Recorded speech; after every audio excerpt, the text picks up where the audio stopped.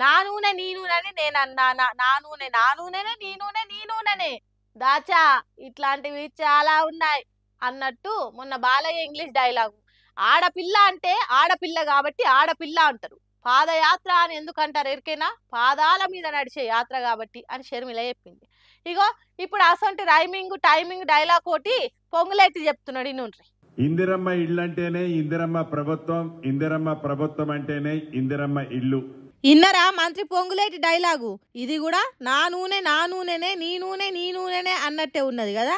ఇందిరమ్మ ఇల్లు అంటే ఇందిరమ్మ ప్రభుత్వం, ఇందిరమ్మ ప్రభుత్వం అంటే ఇందిరమ్మ ఇల్లు అని చెప్తున్నాడు. Cinema hero Balakrishna English speech తీరుగా షర్మిల చెప్పిన పాదాల మీద నడిచే యాత్ర తిరుగున్నదని అంటుర్రు.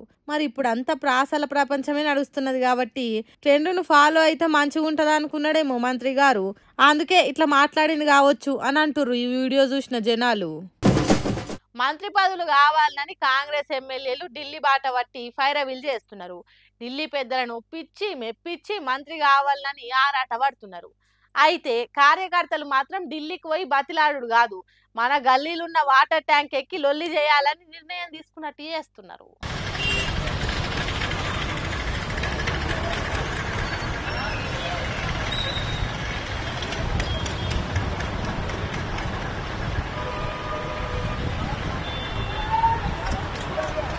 ఇప్పుడు తెలంగాణలో మంత్రి పదవులు డిసైడ్ చేసేటి ఢిల్లీ రాజకీయాలు కాదు, తెలంగాణలో ఉన్న వాటర్ ట్యాంకులు అన్నట్టు లొల్లి చేస్తున్నారు కాంగ్రెస్ కార్యకర్తలు. అందుకే ఎక్కలేని గిరాకీ వాటర్ ట్యాంకులకు వస్తున్నది. ఇప్పుడు మొన్న బోధాన్ ఎమ్మెల్యే సుదర్శన్ రెడ్డికి మంత్రి పదవి ఇవ్వకుంటే ఊకునేది లేదని వాటర్ ట్యాంక్ ఎక్కిండ్రు కదా అభిమానులు కార్యకర్తలు. ఇగో ఇప్పుడు కోమటిరెడ్డి రాజగోపాల్ రెడ్డికి మంత్రి పదవి ఇవ్వకుంటే నా సత్తా ఏందో చూపిస్తా అన్నట్టు చేస్తున్నాడు ఈ గొగి కాంగ్రెస్ కార్యకర్త. మునిగిపోతున్న మునుగోడు కాంగ్రెస్ పార్టీని పైకి లేపింది మా ఎమ్మెల్యే, పార్లమెంట్ ఎన్నికలలో పాటలెన్నో వాడి ఎంపీని గెలిపించింది మా ఎమ్మెల్యే.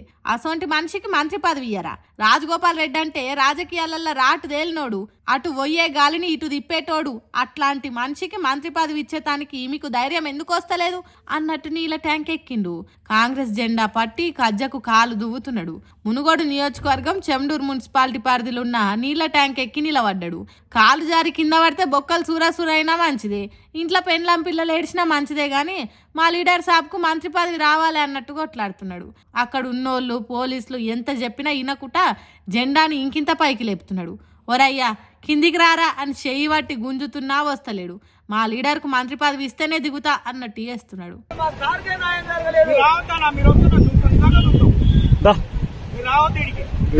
మాట్లాడుతున్నారా?